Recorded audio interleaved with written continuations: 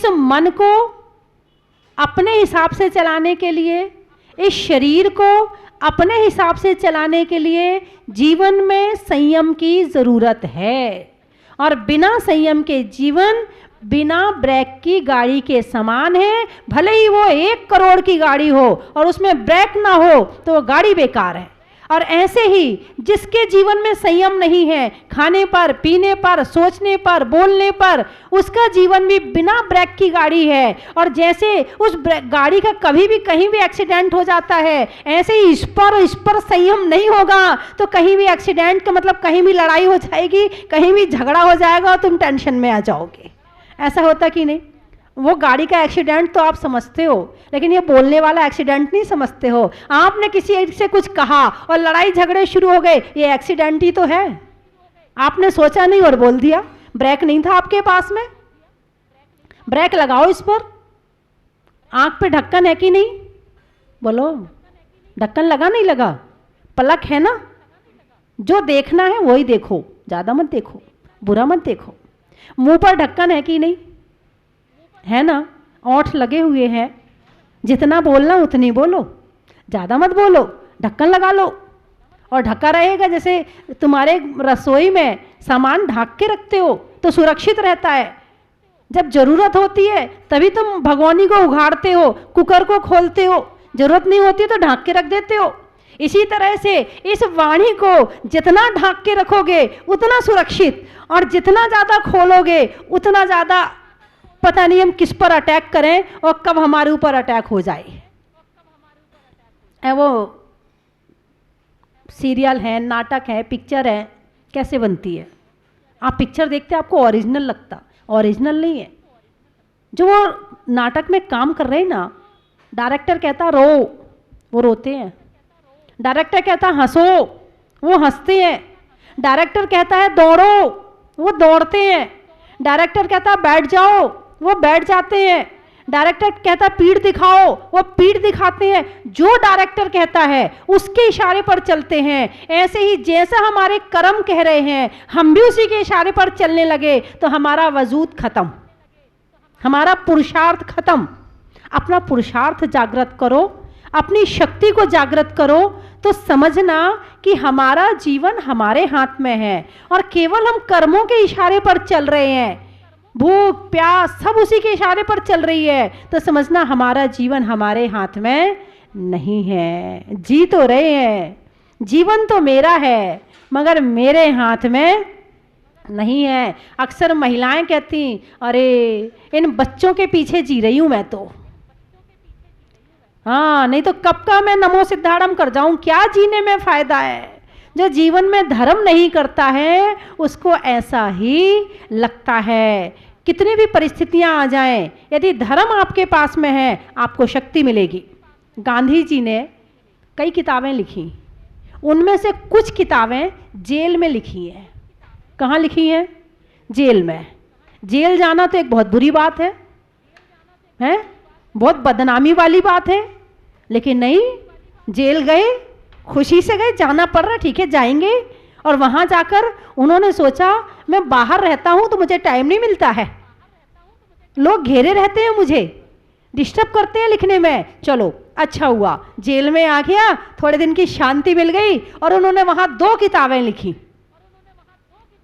ऐसे ही जब भी आपके जीवन में विपरीत परिस्थितियां आए, मान लो आपका बेटा आपको बहुत चाहता है, आप खुश हैं, ठीक है, और नहीं चाहता है तो विचार करें अरे अच्छा हुआ, यदि बहुत अच्छा होता तो सारे दिन इसी के राग में पड़ी रहती। चलो चाहता नहीं है ना, चलो अपना काम निपटा लूँ, धर्म कर लूँ, पाठ कर लूँ, पूजा कर लूँ, जब उसे मेरी जरूरत नहीं है तो मैं अपने काम निपटा लूँ। नहीं, ऐसा नहीं करते, टेंशन करते हैं। टेंशन मत करो, क्योंकि जो चीज़ हमारी नहीं है वो हमारी नहीं हो सकती है। जो चीज़ हमारी नहीं है वो हमारी नहीं हो सकती। लगता है कि हमारी है, वैसे सारी दुनिया मान लो पे आधारित है। वो गणित पढ़ते ना, गणित में मान लो 100 रुपये, जब गणित करते थे ऐसे ही करते ना, मान लो 100 रुपये, तो जो नोट आपके जेब में रखा वो भी मान लो ही है, वो 100 रुपये है नहीं है। यदि उस नोट को फाड़ दो ना और फिर कहो कि ये 100 रुपये हैं, कहेंगे नहीं जी रद्दी का कागज है ये। ये कागज कहाँ जाएगा अब? ये जो अखबार के भाव होते हैं रद्दी में, बस वो ही नोटों के भाव हो जाएंगे। तो वो नोट भी मान लो है, केवल सरकार की मोहर लगी है इसलिए वो 100 रुपये लग रहे हैं, बाकी वो 100 रुपये है नहीं है, 1000 रुपया है नहीं है। मान लो ये मेरा बेटा है, मान लो, है नहीं है? हाँ, बेटा भी एक दिन पड़ोसी बन जाता है, बनता है नहीं बनता है? बेटा भी एक दिन पड़ोसी बन जाता है। तो पहले पड़ोसी मान लो ना, सभी पड़ोसी तो हैं। ये शरीर हमारा पड़ोसी नहीं है क्या? बोलो। आत्मा हमारी फर्स्ट, सेकंड शरीर। पहले आत्मा हमारी है फर्स्ट, शरीर के साथ में रह रही है सेकंड। तो सेकंड नंबर पे शरीर हुआ ना, तो शरीर कौन हुआ हमारा? बोलो ना, पड़ोसी हुआ कि नहीं हुआ? हैं? राजाओं में दासी का, रिश्तों में मौसी का और आत्मा के पड़ोसी का बड़ा ही महत्व है। आत्मा का पड़ोसी है शरीर, और आपने इसको तो अपने ही मान रखा है। आप सो के उठती हैं, झाड़ू कहाँ लगाती हैं? अपने घर में लगाती ना, पड़ोस के घर में तो नहीं जाती ना लगाने, सच बताना। और पड़ोस में चली जाओ तो लोग क्या कहेंगे? अरे बोलो ना, नहीं पागल है, अपने घर की झाड़ू छोड़ के हमारे घर की झाड़ू लगाने आई है, लगता है इसका दिमाग खराब हो गया है। अब दूसरी बात सुनो, सो के उठते हैं और सोकर उठ के हम भगवान का नाम लेने की बजाय, हम ध्यान करने की बजाय, हम जिनवाणी पढ़ने की बजाय, हम नमोकार मंत्र पढ़ने की बजाय पड़ोसी की सफाई करते हैं।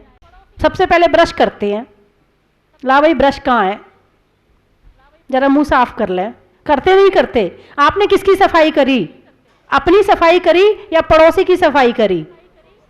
बताइए ना, पड़ोसी की सफाई करी कि नहीं करी? आप इसको पड़ोसी नहीं मानते हो, पड़ोसी को आपने अपना मान लिया है।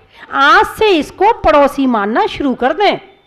इसको पड़ोसी मानने में बहुत सारी बाधाएं खत्म हो जाएंगी, बहुत सारी टेंशन खत्म हो जाएगी। जब हमारे ही शरीर पड़ोसी है तो हमारे परिवार वाले कौन हुए? वो और दूर के पड़ोसी हो गए। जब दूर के पड़ोसी हो गए तो चिंता फिर किस बात की? हो तो पड़ोसी है, पड़ोसी की चिंता हम क्यों करें? पड़ोसी की चिंता पड़ोसी करेगा? बताइए। चिंता को कम करने का एक ही उपाय है, जितना शरीर से, परिवार से अटैचमेंट है, थोड़ा थोड़ा कम करके अपनी आत्मा से करना शुरू कर दें, सारी दुनिया भर की चिंताएं खत्म हो जाएंगी। वैसे 100 में से 80% आदमी फालतू की चिंता करता है, बिल्कुल फालतू की चिंता करता है। यदि वह वास्तव में समझ ले कि ये चिंता का कारण है ही नहीं है और जरा सा सोच ले, तो उसकी आधी से ज्यादा चिंताएं खत्म हो जाएंगी। और चिंता खत्म हुई तो मन ठीक, और मन ठीक हुआ तो शरीर ठीक, और शरीर ठीक और मन ठीक तो भगवान की भक्ति भी अच्छी लगेगी। और जिसके दिमाग में चिंता होगी उसका भगवान की भक्ति में भी मन नहीं लगेगा, पूजा में मन नहीं लगेगा, प्रवचन में मन नहीं लगेगा, कोई काम अच्छा नहीं लगेगा उसे, धर्म के काम अच्छे नहीं लगेंगे। बस मजबूरी में जीवन ढो रहा है। अरे बुखार आया सामने वाले को, अब बोझ तुम्हारे दिमाग में आ गया, सामने वाले की सेवा करो, उसे खिचड़ी बना के खिलाओ, उसे डॉक्टर को दिखाओ, उसे दवाई खिलाओ। तुम्हारी चिंता करने से उसका बुखार उतर जाएगा या दवाई से उतरेगा? अरे बोलिए ना, दवाई से उतरेगा, तो फिर चिंता क्यों करते हो? उसे उसके पास में बैठ के भक्तांबर पढ़ो, जाके मंदिर में उसके नाम से विधान करके आओ, उसके नाम से माला फेरो बैठ के, बिल्कुल तसल्ली से भगवान को याद करते हुए ध्यान से माला फेरो भगवान की, तो उसको कुछ आपकी दुआएं लगेंगी तो उससे भी ठीक हो जाएगा। लेकिन नहीं, चिंता करते हैं, जितना बीमार नहीं होगा और ज्यादा बीमार हो जाएगा। और चिंता ना करे तो जो बीमार है वो सामने वाले से, तुझे मेरी चिंता नहीं है। हाँ, यदि चिंता ना करे, कोई समझदार व्यक्ति हो, चिंता ना करे, वो धर्म करना शुरू कर दे, तो वो बीमार व्यक्ति को टेंशन हो जाएगी, ये तो हमारी चिंता ही नहीं कर रहे। और इसमें चिंता वाली बात क्या है? बीमार हुआ है तो अच्छे काम करो उसके नाम से दान दो, उसके नाम से कुछ अच्छा काम करवाओ, ज्ञान दान दो, औषध दान दो ताकि उसकी बीमारी ठीक हो, लेकिन नहीं, चिंता करना शुरू कर। ये सबसे फर्स्ट, सबसे सहज और सबसे सरल काम है, चिंता करो।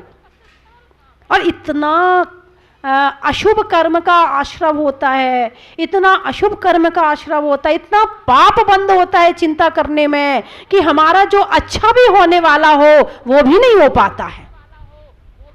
इसीलिए व्यस्त रहो और मस्त रहो। हमारे गुरुजी कहते थे, खाओ पियो मस्त रहो और काम करो व्यस्त रहो। क्या कहते थे? जोर से बोलो। खाओ पियो मस्त रहो, काम करो व्यस्त रहो। जो खाली बैठेगा ना, चिंता उसी का ही काम है। यदि कोई कहे मुझे बहुत टेंशन है, समझना उसके पास कोई काम नहीं है। जो कह रहा है कि मुझे बहुत टेंशन है, समझना वो फालतू है, बेकार है, उसके पास कोई काम नहीं है। जिसके पास काम है उसे फुर्सत ही नहीं है चिंता करने की। चल भाई, जो होगा सो देखा जाएगा, जो होगा सो देखा जाएगा, अभी तो काम करो अपना। तो तुम भी अपना मन धर्म में लगा लो ताकि चिंता दूर हो जाए।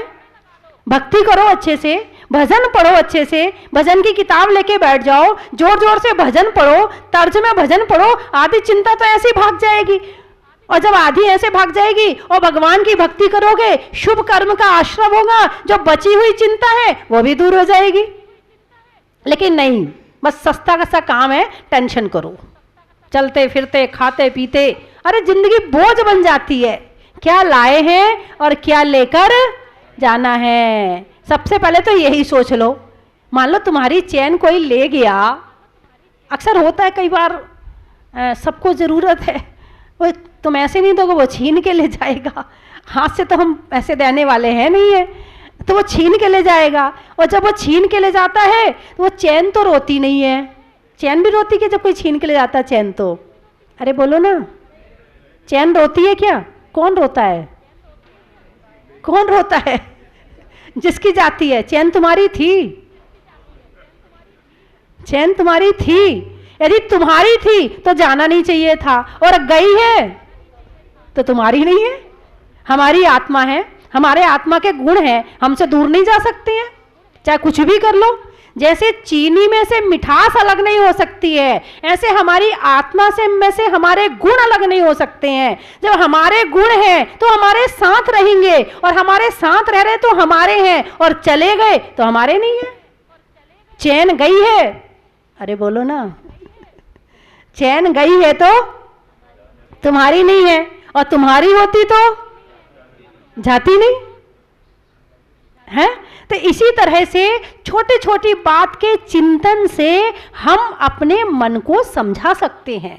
छोटी छोटी बातों से विचार करके हम अपने मन को ठीक कर सकते हैं। प्रथम गुरु हमारी अपनी आत्मा है। यदि हमें खुद को समझाना आता है तो हम अपने गुरु बन गए, और यदि हमें खुद को समझाना नहीं आता है तो तुम गुरुओं के पास जाओ और जाकर उनसे समझो और अपना गुरु जागृत करो। तुम्हारा गुरु जागृत हो जाएगा तो बस फिर कहना ही क्या है, अपने आप ही सारा रास्ता प्रशस्त हो जाएगा। तुम अपनी चिंता भी ठीक कर लोगी और सामने वाले की चिंता भी ठीक कर दोगी। तो इस तरह से थोड़ा सा हम अपने बन जाएं। क्या कहा? हम अपने बन जाएं। बड़ी गहरी बात है, आपको बड़ी छोटी सी लग रही है। आप इस बात की गहराई में पहुंचे कि नहीं पहुंचे मुझे नहीं पता। यदि जो समझ रहा है मेरी बात को, तो इन शब्दों में बड़ी गहराई है कि हम अपने बन जाएं। हम अपने लिए सोचते हैं क्या?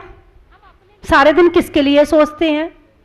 केवल दूसरों के लिए, शरीर के लिए, अपने शरीर के लिए या परिवार वालों के शरीर के लिए? रहा तो शरीर ही है। इसी तरह से या तो सोचते हैं कपड़ों के लिए, सोना के लिए, चांदी के लिए, या बाल बच्चों के लिए, या दुकान के लिए, या धन के लिए, या मकान के लिए। यानी संसार में जो दिख रहा है केवल हम उसी के लिए सोचते हैं, अपने लिए तो नहीं सोचते हैं। हम सब चीज को अपना बनाना चाहते हैं मगर खुद को अपना नहीं बना पा रहे हैं।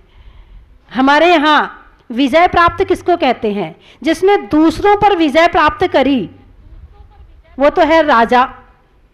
लेकिन जिसने स्वयं पर विजय प्राप्त करी वो है महाराज। बात समझ में आई कि नहीं आई? साधु को क्या कहते हैं? महाराज। और कोई शासन करता तो उसे राजा कहते हैं। तो जिसने दूसरों पर विजय प्राप्त करी वो राजा, और जिसने स्वयं पर विजय प्राप्त करी वो महाराजा।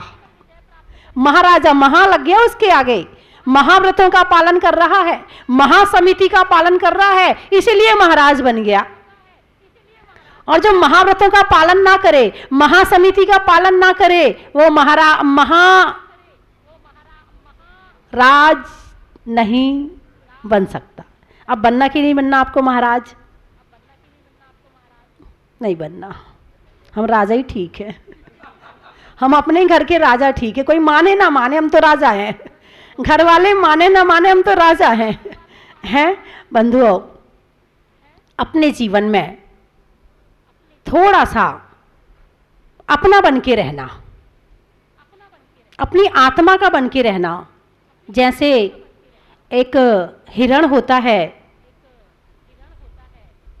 कस्तूरी उसके नाभि में छुपी होती है, उसे खुशबू आती है, वो भाग के जाता है, अरे शायद वहाँ से खुशबू आ रही है, यहाँ से भी नहीं आ रही, अच्छा वहाँ से आ रही है, अच्छा यहाँ से भी नहीं आ रही, वहाँ से आ रही। उसे ये नहीं पता है कि कस्तूरी तो मेरी नाभि में है और दुनिया भर में खुशबू को खोजता फिरता है। सुख तो हमारे पास है, आओ तो वापिस अपने पास, आओ वापिस अपने पास, सुख हमारे पास है। लगता है सुख बच्चों के पास में, चलो भाग के, अच्छा यहाँ भी नहीं है, चलो तो पड़ोसी के पास होगा, अच्छा यहाँ भी नहीं है, अरे चलो तो फिर मंदिर में किसी सहेली से बात करेंगे उसमें मिल जाएगा, अच्छा वो भी अपनी दुख दर्द की कहानी सुना रही है, यहाँ भी नहीं है, चलो कहीं भागते रहना जिंदगी भर। जब भी सुख मिलेगा तो अपने पास ही मिलेगा, कहीं और मिलने वाला नहीं है। सुख की खोज में सारी जिंदगी निकाल देना। कोई सोचता मोबाइल में सुख है, इन आंखों से 60-70 साल में जितना काम लेना है, आज का व्यक्ति 30 साल और 20 साल में इन आंखों से उतना काम ले लेता है। इसलिए आंखें जल्दी बीमार हो जाती, वो टीवी और मोबाइल के कारण से।